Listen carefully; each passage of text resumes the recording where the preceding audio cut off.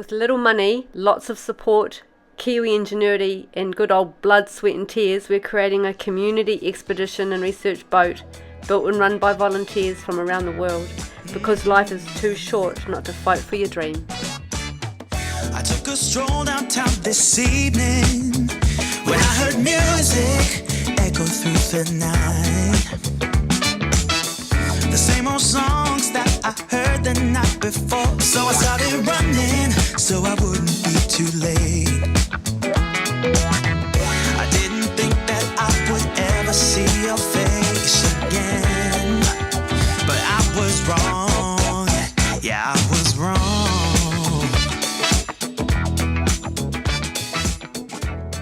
Following on from last week, Dame fixes the buckle formed in the fitting of our new 6mm plate.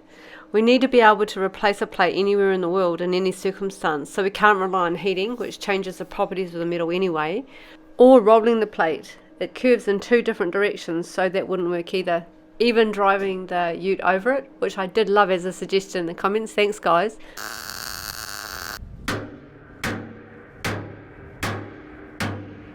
After working really hard to get this plate in, using dogs, sledgehammer and MIG, you can see the buckle here that's just started to develop just above the corner. The fix in the end was simple. Unpick the edges here, re-dog the plate down towards the corner, trimming gently as he goes.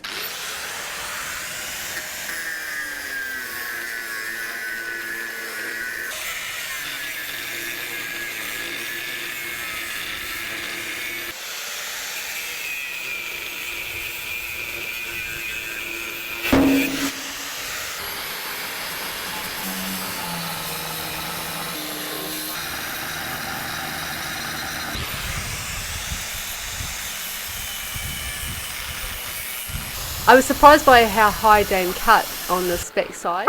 He said he said those welds had a lot of porosity that needed to be ground out anyway, and that releasing that tension would be worth it. Welds on the ribs. Cut. And we're into it.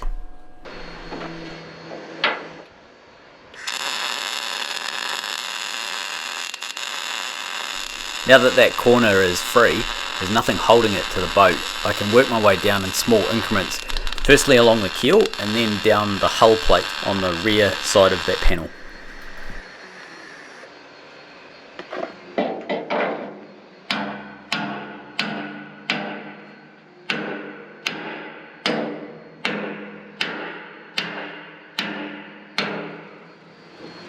Bigger hammer.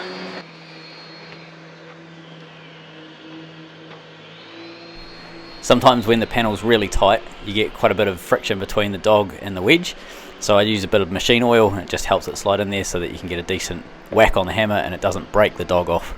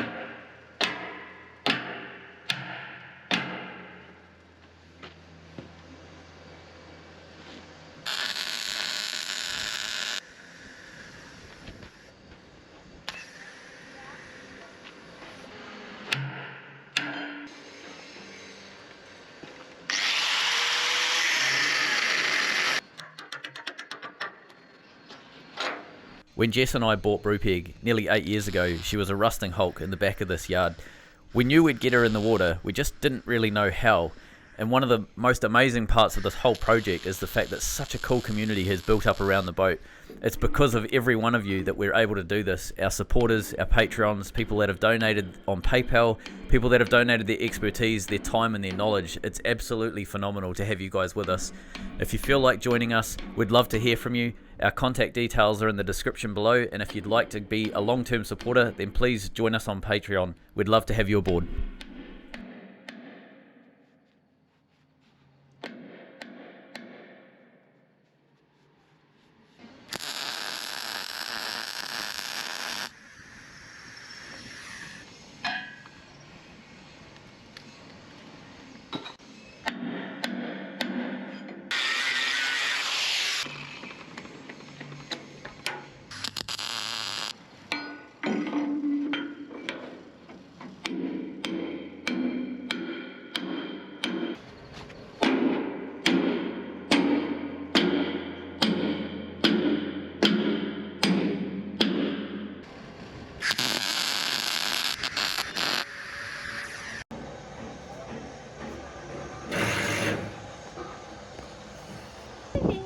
Snoop update, he's doing well, his teeth are healing and he's on a little dry food.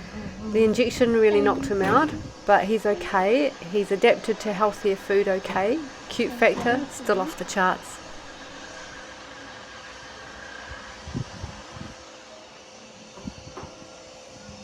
We've got some goodies that have arrived and they're currently being unwrapped. Alright, so a rundown of what this is. Some hydraulics parts that have been made for us by one of our patrons in the States and sent over. And also another Patreon has sent over the circuit board that we needed for our Lotus plasma cutter. So with these two things, we're back in business. You're not allowed to do any chewing with your face yet. Oh, this is awesome. Look at this. Oh my goodness.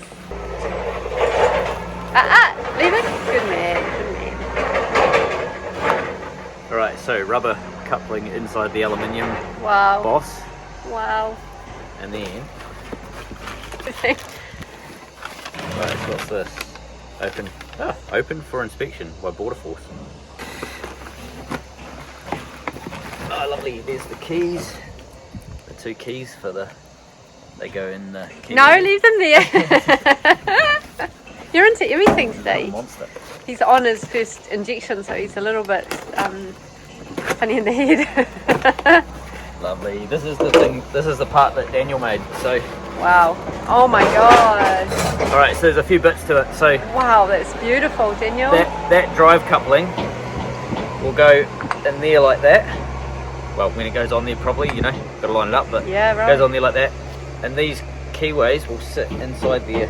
I have to get the plastic off, but they'll sit properly down, like nice and snug in there. Wow, beautiful. That is just beautiful.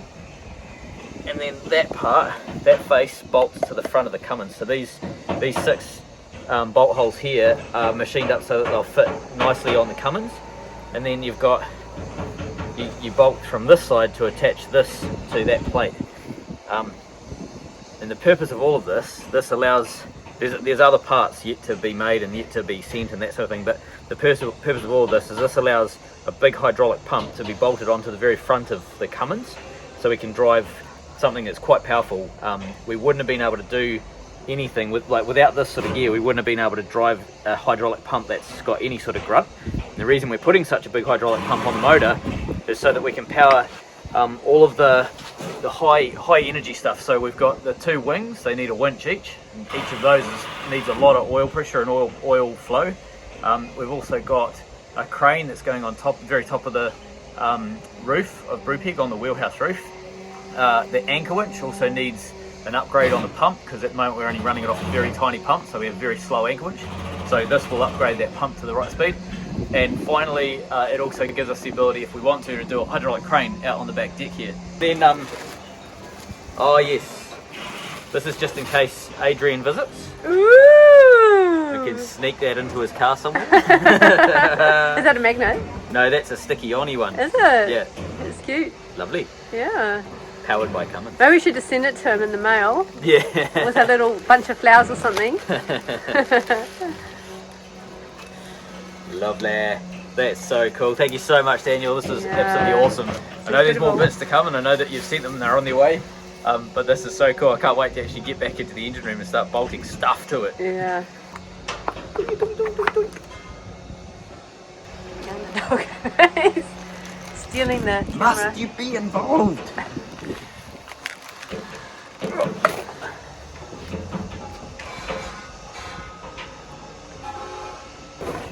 Oh, it's still. Oh, lovely. Just in case Adrian misplaces the first one, do you think? Just in case. We've got it back up.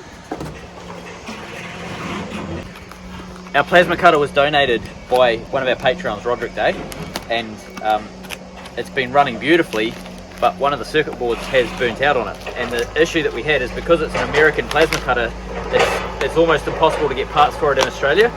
So another one of our Patreons, George Thoma in the States, helped us track down the parts to repair it. Which is awesome because it's such a great plasma cutter. He contacted the head office of the plasma cutter company, Lotus. Amazing. Yeah, and with the repair shop in Australia and George's help, we were able to figure out what board to replace, and George was able to track down the right board and everything, and hopefully this is going to get us back in business. Hope that arrives intact. Dear Damon and Jess, here you go, hope that it arrives intact. Love watching all your videos and also appreciate the humour. If I can help again, don't hesitate to yell, George. Oh, thanks George. He's awesome. Alright, so...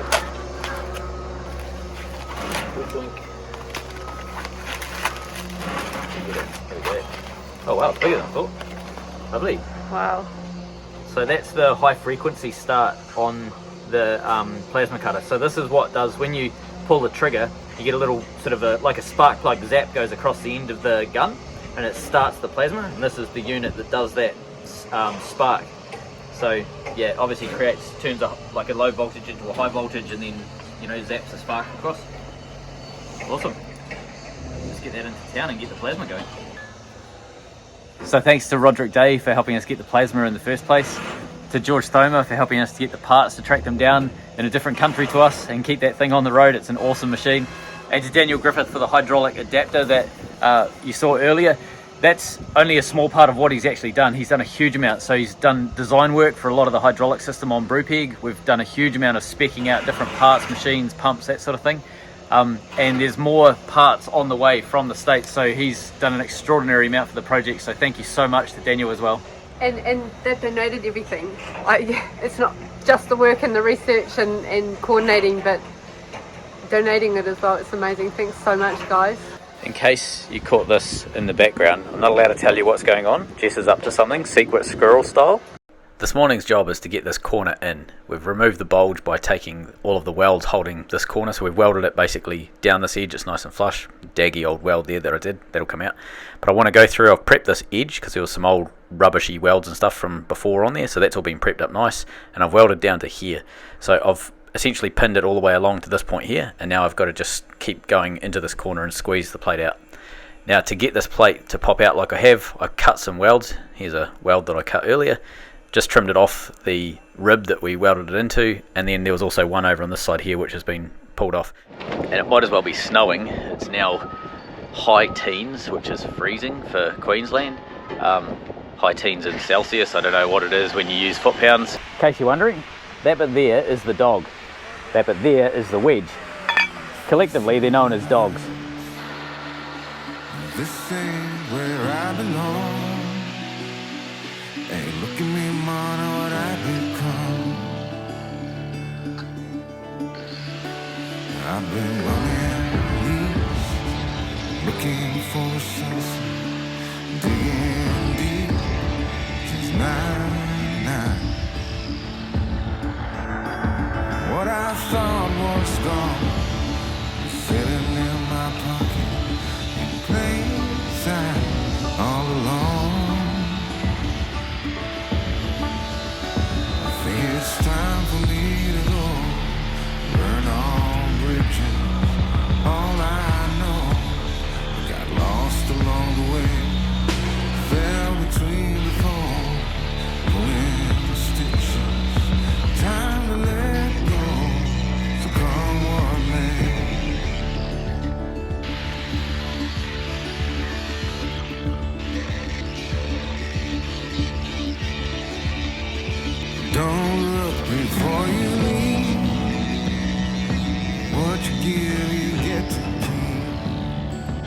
See, what I'm thinking is when I pull this in, I'm still thinking that the panel is a bit too big. I haven't actually physically trimmed any length off either side here yet, that I thought I need to take more off.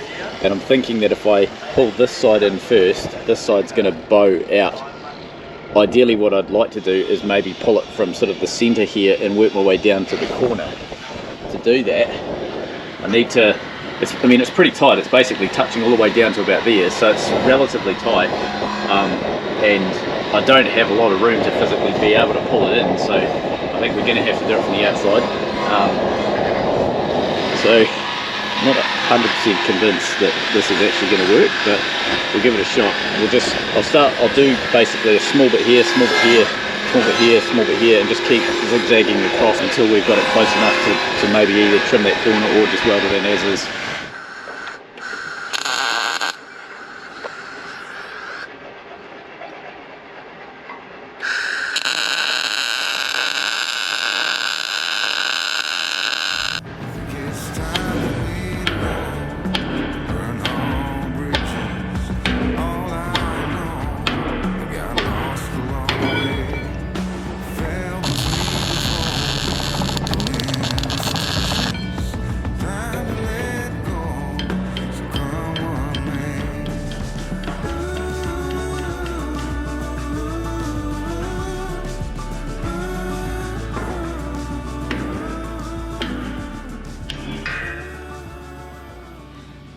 Right, so the problem I think I've discovered is that these aren't quite holding on strong enough.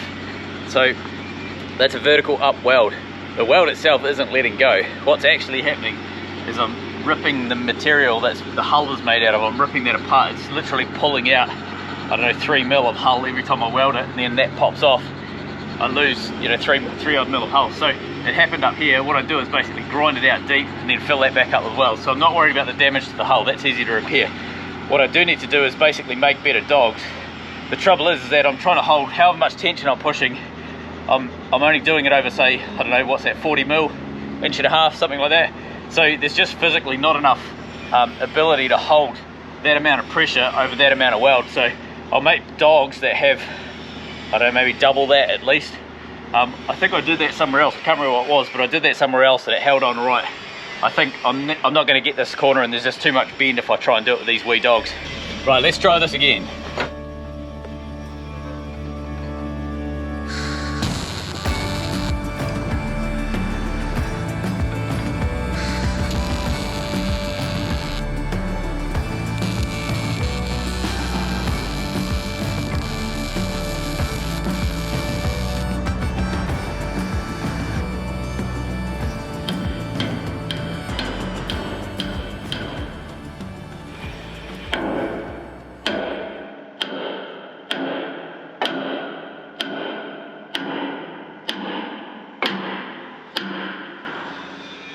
I made that dog right perfect.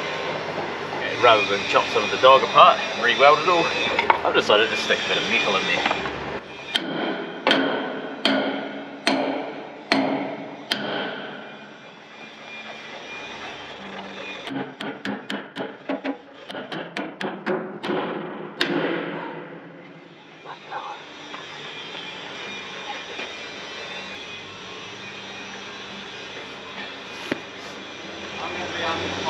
Right, well, where the dog is, it's actually perfect.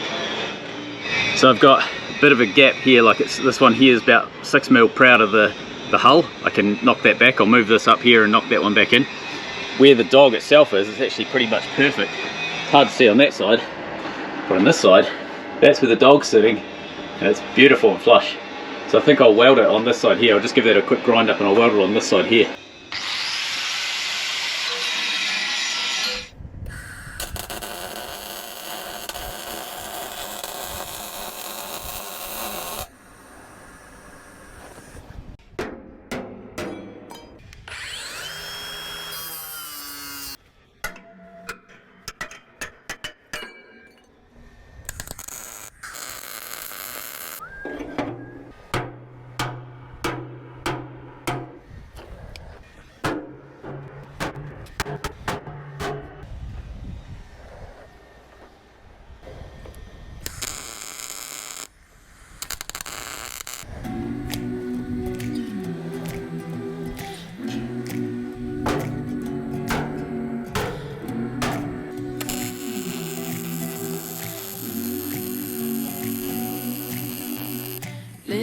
by little, piece by piece, I take back what's been stolen from me. Little by little, piece by piece, until I'm complete.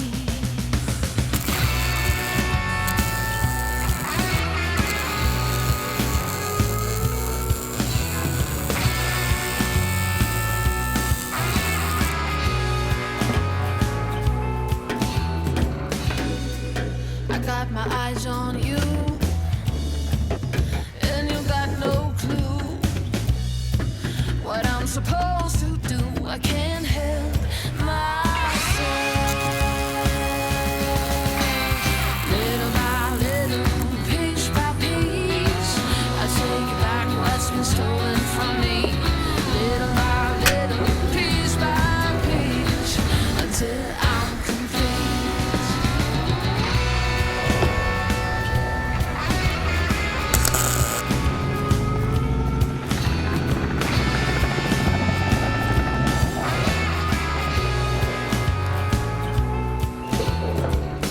No, you wouldn't take what's not yours. If you know who I am, when the night will fall, I'll haunt you. Alright, this last wedge has been really helpful. If you have a look down there, you might be able to see light through that gap. So about there should be light, but then it binds up just down in this part here. So I need to slice off probably about 3 mil, maybe 4 mil down that plate. That's really good. That's really helped us to figure out where that bind is going to end up being. I've still got this blip up here to deal with, so I've still got this is sticking out compared to the hull, not by a massive amount. There's a bit of a dimple down here in the hull from the old weld, so when you run your hand along there, it's probably only a couple of mil. So this will be slightly proud of this once it's all welded together, but it's probably not the end of the world. I might just even chuck a skim of fairing compound down over that just to deal with the hull deflection and everything. Little by little, piece by piece, I take back what's been stolen from me. Little by little, piece by piece, until I'm complete. There we go, we've got a nice air gap through there now. It's a wee bit bigger than the gap I'd normally like to weld, but that's good enough. We can fill that up easily from both sides.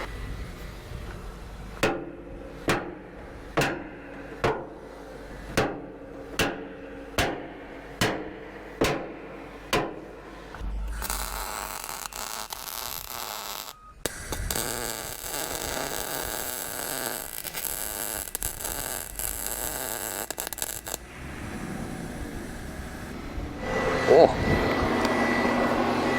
that was horrible. One more person that I want to thank is James Centre. So he answered the call a while back when I put out a call for help to try and find the right wire for the stern light.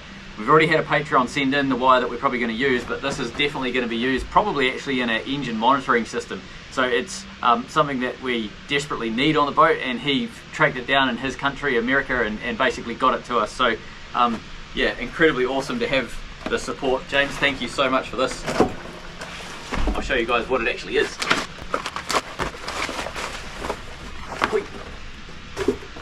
Right.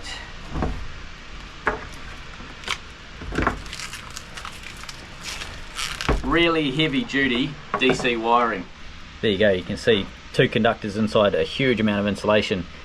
This is absolutely awesome for long power runs like we had to do with that light, but this is also great for inside the engine room where we need a lot of power, but we also have to protect the heck out of it. So this is absolutely sensational to get this. So thank you so much for sending that, James, and to everybody else that's helped contribute to Brupeg. It's absolutely amazing.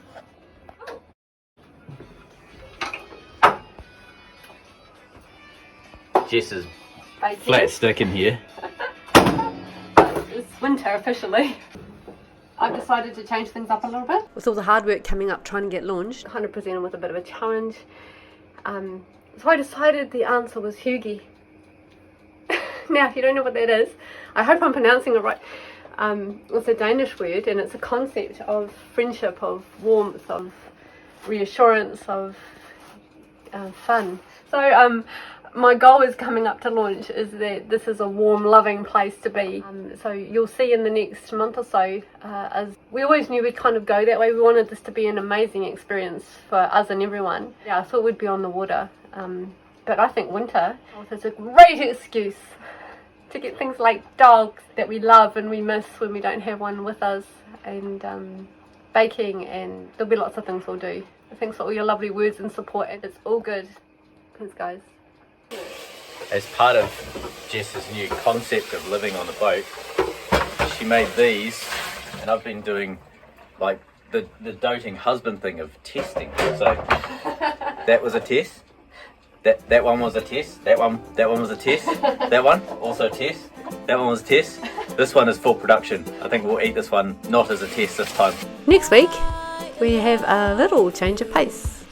We have a total of 9 tanks that need to be pressure tested before launch on Brupeg, and the 2 Ford veg oil tanks have to be tested before we weld up the crash bulkhead. So that's what's next.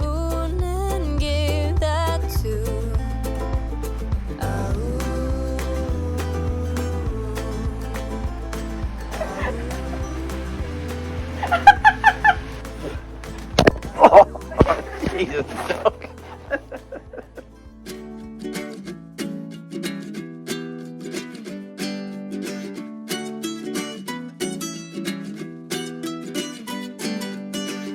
You got ice like summer sky. If you're smart, could kill or die. And now